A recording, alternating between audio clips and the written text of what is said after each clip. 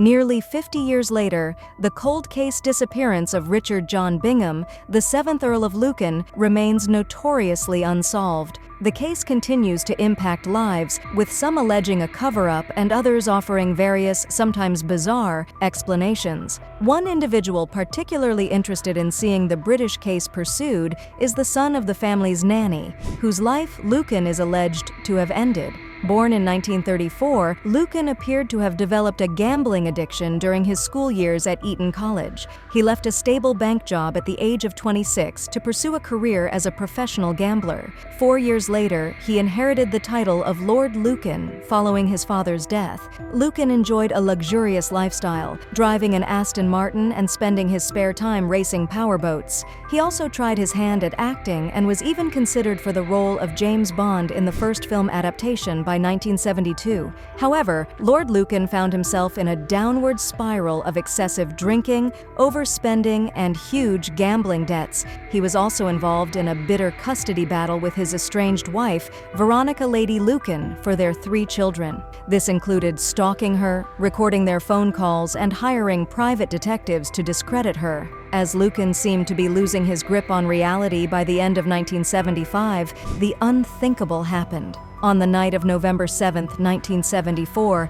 an intruder entered Lady Lucan's London home at 46 Lower Belgrave Street. Sandra Rivet, the family's nanny, was present and tragically met a brutal end at the hands of the assailant. Lady Lucan was also attacked when she realized that the intruder was her estranged husband. She managed to escape and sought help at a nearby pub. November 7th was a Thursday, which was Sandra Rivet's usual day off. It was speculated that Lord Lucan expected Sandra to be absent and, mistaking her for his wife, also removed the basement light globe. Veronica had confided in some about Lucan's past assaults and even expressed fear for her life. When the police arrived, Lucan had already fled and driven 42 miles to a friend's house in East Sussex. The last confirmed sighting of him was by his friend's wife, Susan Maxwell Scott. He visited her in the early hours of November 8th and also posted 2 letters to other friends. He described his evening's experiences as a traumatic night of unbelievable coincidence when he happened to be walking by his ex-wife's house and witnessed the turbulent events.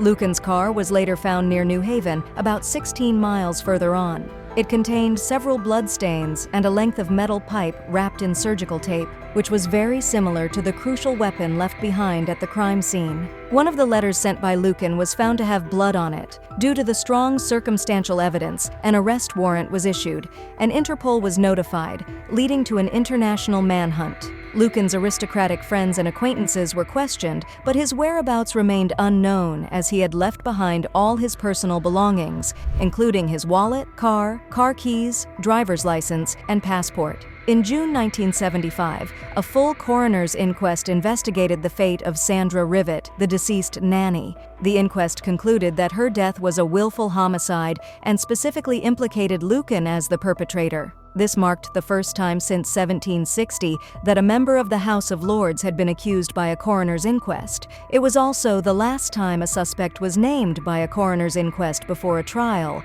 as the law was changed thereafter. Speculation and public debate ensued in the media. Some believed Lucan had used his connections to start a new life in a different country, while others suggested he had taken his own life to avoid the media frenzy and protect his family. Since a coroner's jury had already found him guilty, it was likely a trial jury would have reached the same conclusion. Some police officers and former friends found the theory of self-harm plausible, whether done alone or with assistance from others. In an interview before her passing in 2017, Lady Lucan agreed that it would have been brave and noble to do so. However, many believed that Lucan's aristocratic friends had helped him flee England and evade the international dragnet cast so wide. Another theory suggested that Lucan's connections assisted in his escape and then discreetly had him eliminated. While this theory may sound like a conspiracy, it does have some supporting evidence. Lucan had accumulated significant gambling debts and was closely associated with John Aspinall,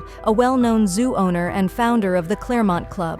This exclusive casino and private members club operated in London during the 1960s, attracting aristocratic and high-profile political patrons. The club was also a hub for illegal cons aimed at extracting money from the wealthy. One such con was called the Big Edge, which involved slightly bending certain cards to allow the house to profit more from each card game. Aspinall allegedly made the scam work with the help of Billy Hill, a notorious English gangster. Lord Lucan was frequently seen at the Claremont as a regular gambler and friend of Aspinall, likely aware of the cheating and scamming going on. It is speculated that after a murder, Lucan sought help from Aspinall and his associates, possibly putting himself in danger of being silenced by those involved. One theory suggests Lucan was fed to Aspinall's zoo tigers, while another proposes that his influential connections helped him escape and cover up his disappearance. Aspinall hinted at this possibility before his death in 2000.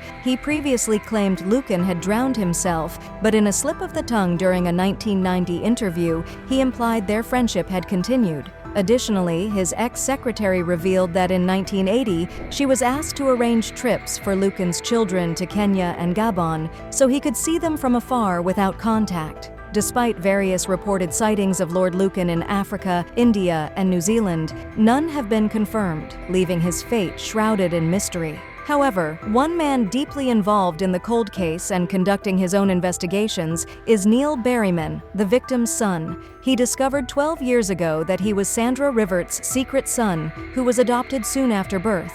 Last year, he provided the police with evidence suggesting that Lucan, who would now be 85, is alive and living in a Buddhist commune in Australia. Berryman claims the police possess several photographs and videos of the man he believes is Lucan, the person responsible for his mother's death. The suspect Berryman identified as English, falls within the right age group, and speaks with an upper-class accent. He believes that the Metropolitan Police's cold case unit is now looking into his claim, although he is worried about the slow progress. Berryman is concerned that the man he found is seriously ill and may not face justice. He also fears that authorities are trying to bury the cold case. The High Court officially declared Lucan deceased on February 3, 2016. However, Berryman received a letter with detailed information confirming Lucan was alive. He has spent $30,000 of his own money investigating the claim, while Scotland Yard assures him they are following up on his leads. They cite international agreements and pandemic restrictions as hindrances to their progress.